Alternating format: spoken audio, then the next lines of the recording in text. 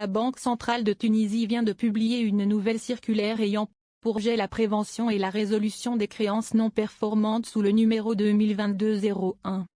L'Ordre des experts comptables de Tunisie a commenté la publication de la circulaire en évoquant qu'elle prévoit, notamment, l'obligation pour les banques et les établissements financiers d'évaluer systématiquement et durant tout le cycle de vie de la créance, la viabilité de la situation des débiteurs se basant, entre autres, sur leurs états financiers, leur plan d'affaires et l'appréciation de la solvabilité. Aussi, les dispositions de la nouvelle circulaire portent en l'occurrence sur l'exigence d'un rapport annuel sur la gouvernance, l'activité, les performances, la liquidité, la solvabilité du débiteur et, le cas échéant, les relations entre les entités du groupe d'affaires pour les débiteurs relevant du secteur public ou privé, grand risque, ayant un engagement global auprès du secteur financier qui dépasse 100 millions de dinars. Ce rapport doit être revu par un expert comptable inscrit au tableau de l'Ordre des experts comptables de Tunisie. Rappelons que selon le dernier rapport annuel de la Banque centrale de Tunisie, BCT, sur la supervision bancaire édité récemment, en 2020, la qualité du portefeuille crédit n'a été que partiellement affectée par les retombées de la crise sanitaire.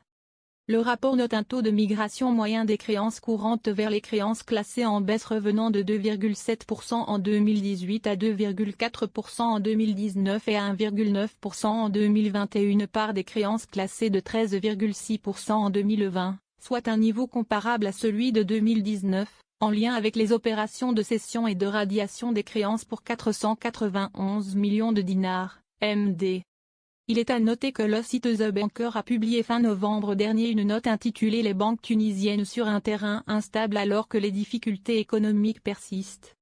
Il a été indiqué, à cet effet, que le secteur bancaire tunisien, dominé par des institutions publiques, est confronté à un certain nombre de risques alors que l'économie continue de stagner, notamment en raison de leur forte exposition à la dette publique. Bien que la rentabilité reste élevée, les niveaux croissants de prêts non performants du secteur et les faibles niveaux des fonds propres pourraient entraîner des problèmes dans un proche avenir si les perspectives économiques se détérioraient, a souligné la note.